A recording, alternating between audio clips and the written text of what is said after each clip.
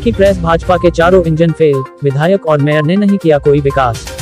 आम आदमी पार्टी के काशीपुर विधानसभा सीट से विधायक प्रत्याशी एवं चुनाव कैंपेन कमेटी के प्रदेश अध्यक्ष दीपक बाली ने काशीपुर नव परिवर्तन पद यात्रा के दौरान क्षेत्र की जनता द्वारा दिए गए प्यार और सम्मान के प्रति गहरा आभार व्यक्त किया है और कहा है कि जनता ने उन्हें जो स्नेह, सहयोग और आशीर्वाद दिया उसे वे जीवन भर नहीं भूलेंगे। होने जा रहे विधानसभा चुनाव में यदि जनता का यही आशीर्वाद मिला और मुझे काशीपुर क्षेत्र की सेवा का मौका मिला तो विश्वास दिलाता हूं कि जनता की सेवा में कोई कमी नहीं छोड़ूंगा और काशीपुर के नव परिवर्तन की जो बात मैंने कही है वह करके दिखाऊंगा। ऐसा विकास करके दिखाऊंगा कि जनता देखती रह जाएगी। उन्होंने कहा कि पद यात्रा के दौरान उन्होंने जनता का जो दर्द सुना और आंखों से देखा है उसे देखकर साफ हो गया है कि 20 साल से लगातार चुने जाते रहे भाजपा के विधायक हरभजन सिंह चीमा ने झूठे वायदे करके जनता का वोट तो लिया मगर विकास के नाम पर किया कुछ नहीं। कोरोना गाइडलाइन एवं चुनाव आचार संहिता घोषित होने के कारण काशीपुर नव परिवर्तन पदयात्रा स्थगित करने के बाद अपने कार्यालय में आयोजित पत्रकार वार्ता में आप नेता दीपक बाली ने कहा कि ग्रामीण क्षेत्रों में स्कूलों की जर्जर हालत, टूटी पड़ी नालियां और सड़कें तथा सरकारी अस्पतालों की दुर्दशा विधायक चीमा द्वारा विकास न कराए जाने की कहानी बयां कर रही है। उन्होंने खुद अपनी आंखों से देखा और ग्रामीणों की पीड़ा को सुना है, जिसे देखकर स्पष्ट है कि विकास के नाम पर जनता को केवल ठगा गया है। काशीपुर से जुगनू खान की रिपोर्ट।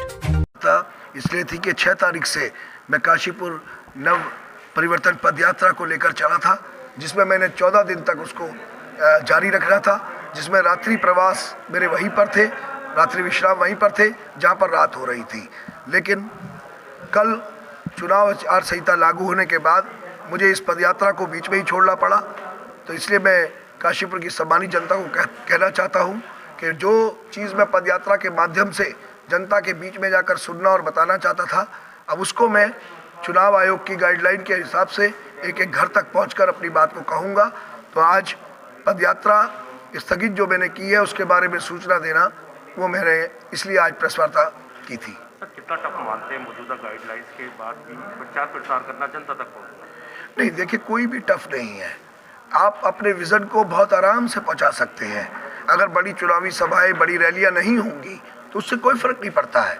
हम घर घर जाएंगे, घर घर जाने की परमिशन मिलेगी और जो अभी तक समझ में आ रहा है कि 5 लोगों को लेकर जाया जा सकता है, तो इसमें कहीं कोई दिक्कत नहीं है, क्योंकि वास्तव में होना भी यही चाहिए कि कम संख्या में अगर आप एक एक परिवार तक पहुंचते हैं तो इसमें कोई दिक्कत नहीं है, क्योंकि चुनाव से ज़्यादा ज़रूरी, चुनाव बहुत ज़रूरी है, बिल्कुल मानूंगा, लेकिन उसके साथ साथ जनता स्वस्थ रहे ये उससे भी ज़्यादा ज़रूरी है।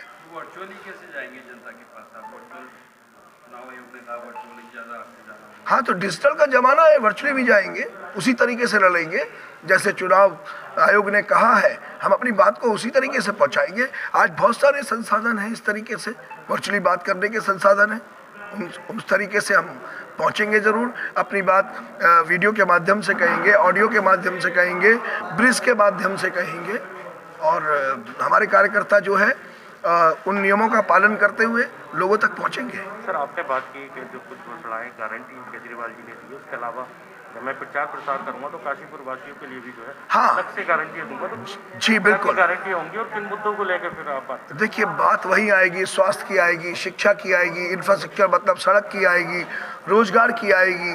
तो वो एक पूरा जो स्टेट मैनिफेस्टो मतलब इस राज्य के घोषणा पत्र के अलावा एक काशीपुर के लिए भी घोषणा पत्र तैयार होगा, जिसको मैं ये कहूँगा कि वो काशीपुर के लिए गारंटी होंगी उनके बेटे और भाई की तरफ से, जिनको सामने रखकर ही जो जनता मुझे आशीर्वाद देती है विधायक के रूप में, तो उन सब चीज़ों को मैं सभी के साथ पूरा करूँगा। सवाल है, चुनाव आयोग ने 14 फरवरी को मतदान की घोषणा की। पहाड़ी क्षेत्र है, ठंड का समय होता है, बर्फबारी का समय होता है, तो आप